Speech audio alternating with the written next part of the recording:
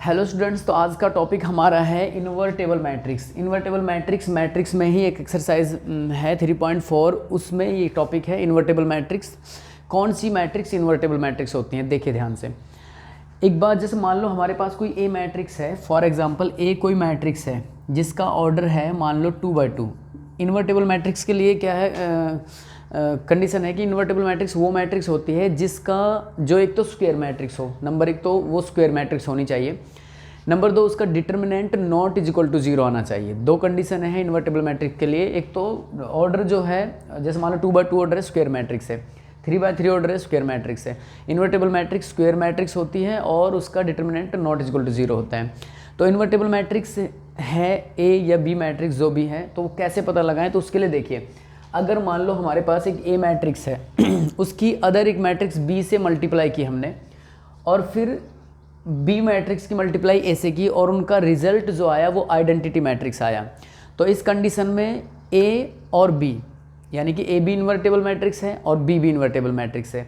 क्योंकि ध्यान से देखिए, ए की मल्टीप्लाई बी पे से करने पर और बी की मल्टीप्लाई ए से करने पर आइडेंटिटी मैट्रिक्स आता है। इस केस में क्या होगा, A is A inverse of B, B is A inverse of A, यानी कि ए जो है बी का इनवर्स है और बी जो है ए का इनवर्स है। इस केस में एक हमने इंडिसेस में रूल पावर एंड एक्सपोनेंट में पढ़ा होगा कि मान लो हमारे पास अगर मान लो इस तरह से, जैसे X Y is equal to 1 है, X Y is equal to 1 है, हमें y की वैल्यू फाइंड आउट करनी है तो 1/x आ जाएगा। y की वैल्यू क्या आ जाएगी, 1/x। हम इसको x की पावर -1, तो इनवर्स यानी कि x का इनवर्स x की पावर -1 भी लिख सकते हैं इसे।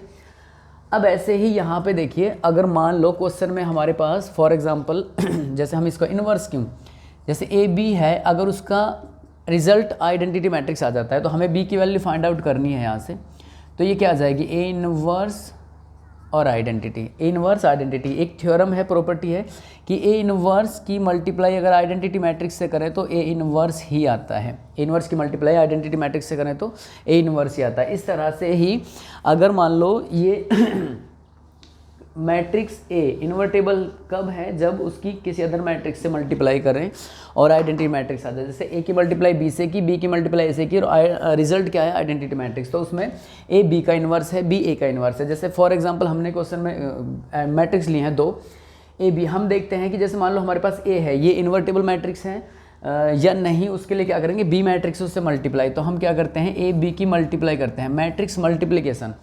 तो 2 3 1 2 इसकी मल्टीप्लाई करते हैं हम, 2 -3 -1 और 2। अब इसकी मल्टीप्लाई के लिए क्या था, रो बाई कॉलम होती मल्टीप्लाई, फर्स्ट रो की फर्स्ट कॉलम से मल्टीप्लाई करेंगे। 2 की मल्टीप्लाई 4 से, 2 2 = 4, फिर 3 की मल्टीप्लाई 1 से तो -3, फिर 2 की मल्टीप्लाई 3 से, 3 2 = 6 माइनस का, और 3 की मल्टीप्लाई 2 से +6। यहाँ 1 की मल्टीप्लाई 2 से तो 2 1 = 2, और 2 की मल्टीप्लाई 1 से -1 से तो 2 1 = -2। यहाँ 1 की मल्टीप्लाई 3 से तो -3, यहाँ 2 की मल्टीप्लाई 1 से तो 2 से तो +4। सॉल्व करने पर हम देखते हैं कि हमारे पास एक आइडेंटिटी मैट्रिक्स आ जाती है। तो अब हमने क्या किया, बी ए की मल्टीप्लाई की, तो हमारे पास क्या है, आइडेंटिटी मैट्रिक्स आया। हम ए की मल्टीप्लाई भी करके देख लेते हैं। देखिए, बी की मल्टीप्लाई करें अगर हम तो -1 और 2, इसकी मल्टीप्लाई हम करें 2 3 1 और 2 मल्टीप्लाई, देखिए 2 2 = 4, 3 1 = 3, और 2 3 = 6, -3 2 = 6, 1 -2 1 -2 की से मल्टीप्लाई करें -2, और +1 की मल्टीप्लाई 1 से करें तो +2 की मल्टीप्लाई 1 से करें तो +2, -1 की मल्टीप्लाई 3 से करें तो -3, 2 की मल्टीप्लाई 2 से करें तो 4। तो इस केस में भी क्या आया, 1 0 0 1, यानी कि हमने जब ए की मल्टीप्लाई बी से की और बी की मल्टीप्लाई ए से की, तो दोनों केस में रिजल्ट क्या आ रहा है, आइडेंटिटी मैट्रिक्स। तो इसका मतलब ये हुआ कि हम A B = B A, result क्या आया, आइडेंटिटी मैट्रिक्स। तो इसका मतलब ये हुआ कि ए बी का इन्वर्स है इस केस में, और बी ए का इन्वर्स है। तो यहाँ ए बी इन्वर्टेबल मैट्रिक्स है और बी भी इन्वर्टेबल मैट्रिक्स है। तो ये इन्वर्टेबल मैट्रिक्स की एक कंडीशन है, या थ्योरम है, या प्रॉपर्टी है, या रूल्स है। तो इन्वर्टेबल मैट्रिक्स के लिए क्या होता है कि अगर हमें एक मैट्रिक्स की मल्टीप्लाई दूसरी मैट्रिक्स से करें तो रिजल्ट उसका आइडेंटिटी मैट्रिक्स आना चाहिए। तो ये इसकी प्रॉपर्टी है, वो और देख लेते हैं हम लोग इन्वर्टेबल मैट्रिक्स में। ये प्रॉपर्टी देखिए क्या है, हमारे पास ये प्रॉपर्टी है कि अगर ए बी की मल्टीप्लाई करें और उसका इन्वर्स निकालें हम, तो वो किसके इक्वल टू होता है, बी के इन्वर्स के इंटू ए के इन्वर्स के, यानी कि बी इन्वर्स की मल्टीप्लाई करें और ए इन्वर्स की मल्टीप्लाई करें तो इसके इक्वल होता है ये वाला। प्रूव करने के लिए हमें पता है कि ए इन्वर्स की मल्टीप्लाई अगर हम ए मैट्रिक्स से करते हैं तो आइडेंटिटी मैट्रिक्स आती है। कभी भी आप करके देखिएगा, ए इन्वर्स की मल्टीप्लाई अगर ए इन्वर्स से करते हैं तो आइडेंटिटी मैट्रिक्स आता है, बी इन्वर्स की मल्टीप्लाई बी मैट्रिक्स से करें तो आइडेंटिटी मैट्रिक्स आएगा, आइडेंटिटी मैट्रिक्स की बी से मल्टीप्लाई करें तो बी ही आएगा, ए इन्वर्स या बी इन्वर्स की मल्टीप्लाई आइडेंटिटी से करें तो ए इन्वर्स ही आता है। तो इस हिसाब से हमने यहाँ ए बी था इसलिए हमने ए बी लिया यहाँ, ए बी की मल्टीप्लाई ए बी के इन्वर्स से की तो क्या आएगा हमारे पास आइडेंटिटी मैट्रिक्स। ऐसा मान लेते हैं हमें पता है आइडेंटिटी मैट्रिक्स आएगा, तो हम बोथ साइड मल्टीप्लाई करते हैं, both side multiply by A inverse. हमने क्या किया, बोथ साइड ए इन्वर्स से इसको प्रूव करने के लिए हम क्या कर रहे हैं, बोथ साइड ए से इन्वर्स से मल्टीप्लाई कर रहे हैं। तो इन्वर्स से मल्टीप्लाई करने पर ये आ गया ए बी और ए बी का inverse is equal to A inverse और आइडेंटिटी मैट्रिक्स। बोथ साइड हमने ए इन्वर्स से मल्टीप्लाई किया तो ये आ गया ए इन्वर्स, इधर भी ए इन्वर्स इधर भी। तो अब ए इन्वर्स को देखिए, ए की मल्टीप्लाई ए इन्वर्स की मल्टीप्लाई हम ए के साथ कर रहे हैं, बी को एज इट इज छोड़ रहे हैं और ए बी इन्वर्स को एज इट इज छोड़ रहे हैं। यहाँ देखिए ए की इन्वर्स की मल्टीप्लाई अगर आइडेंटिटी मैट्रिक्स से करेंगे तो ए इन्वर्स ही आएगा, इसलिए हम इसको क्या लिख देते हैं, ए इन्वर्स ही लिख देते हैं, ठीक है। उसके बाद इसको देखिए, अगर ए इन्वर्स की मल्टीप्लाई हम ए इन्वर्स ए मैट्रिक्स से करते हैं तो आइडेंटिटी मैट्रिक्स आती है, यानी कि किसी मैट्रिक्स के इन्वर्स की मल्टीप्लाई उस मैट्रिक्स से अगर हम करते हैं तो रिजल्ट क्या आता है, identity matrix.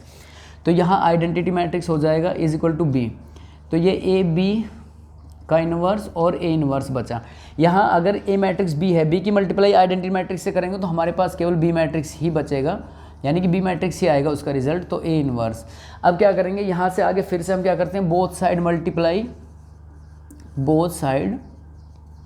Multiply by B inverse. अब हम बी इन्वर्स से मल्टीप्लाई कर देते हैं, तो यहाँ हमने बी इन्वर्स बी, तो यहाँ A B inverse is equal to यहाँ बी इन्वर्स या ए इन्वर्स, इन्वर्स या बी इन्वर्स से मल्टीप्लाई कर दिया। यहाँ बी इन्वर्स की मल्टीप्लाई अगर हम लोग बी से करेंगे तो आइडेंटिटी आएगा रिजल्ट में, तो यहाँ ए इन्वर्स और B inverse into A inverse, इधर आइडेंटिटी मैट्रिक्स बचा। अभी हमने बताया था कि अगर मान लो किसी इन्वर्स की, जैसे ए इन्वर्स के साथ आइडेंटिटी मैट्रिक्स है तो इन्वर्स ही आता है, इसलिए क्या है, ए बी के इन्वर्स के साथ भी है तो क्या आ जाएगा, ए बी का inverse is equal to B inverse और ए इन्वर्स। तो ये इसकी एक प्रॉपर्टी थी इन्वर्स की जो और ये इन्वर्टेबल मैट्रिक्स है। तो फिर से एक बार रिवाइज करा देते हैं कि इन्वर्टेबल मैट्रिक्स कौन सी होती है, जब हम किसी अदर मैट्रिक्स के साथ, जैसे इसमें इसकी थ्योरम में थोड़ा पढ़ते हैं, देखो if A is A square matrix of order जिसका एम, एक ए मैट्रिक्स है जिसका ऑर्डर क्या है एम है, अनदर मैट्रिक्स जिसका ऑर्डर क्या है एम है, सच दैट अगर A B is equal to B A is equal to identity matrix आ जाता है तो is called B is called inverse of A is called inverse of B, और in case A is said to be invertible matrix, तो इस case में क्या होगा, ए क्या होगा, इन्वर्टेबल मैट्रिक्स होगा, ठीक है। तो अब इस इन्वर्टेबल मैट्रिक्स के लिए बस आपको यही ध्यान रखना है कि एक तो स्क्वायर मैट्रिक्स होनी चाहिए इन्वर्टेबल मैट्रिक्स, एक उसका डिटर्मिनेंट जीरो नहीं होना चाहिए, और एक ए मैट्रिक्स उस इन्वर्टेबल मैट्रिक्स है जो उसकी मल्टीप्लाई दूसरे मैट्रिक्स से करें तो उनकी मल्टीप्लिकेशन जो है आइडेंटिटी मैट्रिक्स आनी चाहिए। तो ये इन्वर्टेबल मैट्रिक्स की थ्योरम थी।